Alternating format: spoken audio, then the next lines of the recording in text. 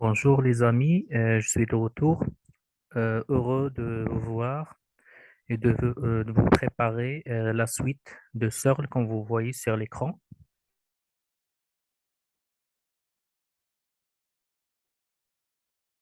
Aujourd'hui, on va évoquer les actes sociaux. Dans les années 1930, le linguiste anglais Alan Anderson Gardner parle de la distinction entre le discours ou activité humaine généralement déclenchée par un événement particulier ou stimulus et par laquelle un locuteur communique avec un interlocuteur en utilisant des signaux verbaux organisés selon un code commun, et la langue ou ensemble des connaissances qui portent sur ce code commun, bien sûr, et sur ces signaux et permettent la communication.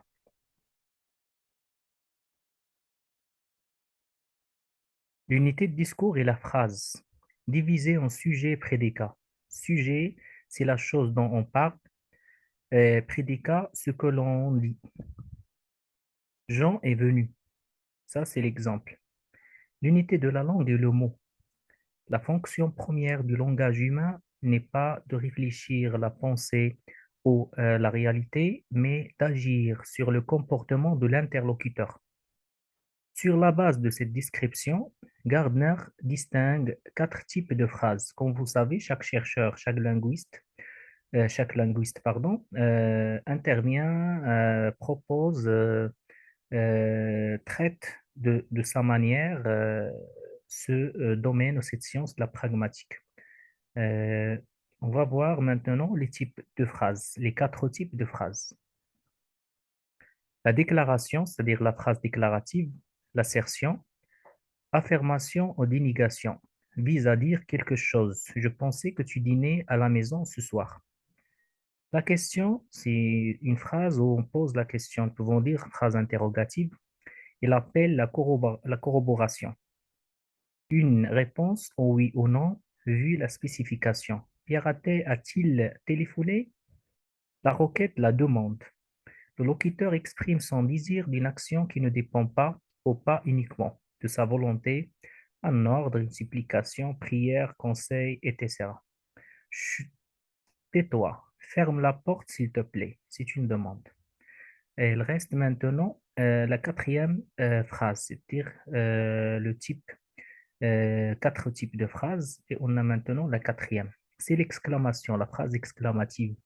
Elle est censée être l'expression spontanée de l'humeur, de l'attitude ou du désir du locuteur. Comme c'est dommage! Exclamation.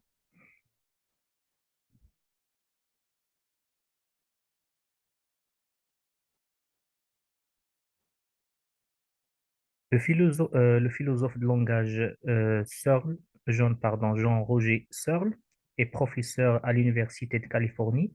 Il livre son interprétation de la théorie des actes de langage dans deux ouvrages. Actes et expressions, respectivement traduits en français sur les titres Les actes de langage. Essai de philosophie de langage, essence et expression pour les personnes qui veulent faire plus de recherches. Étude des théories des actes de langage.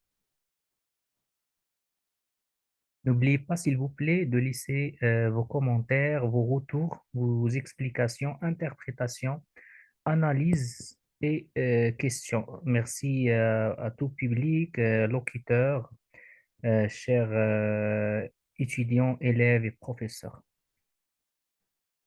Pour Searle, une théorie de langage est indissociable d'une théorie de l'action, c'est-à-dire un acte de langage. La théorie searlienne des actes de langage s'articule en deux volets: l'examen des conditions de réussite d'un acte de langage, comme on a dit avant, c'est échec et réussite, et une proposition taxonomie des actes de langage.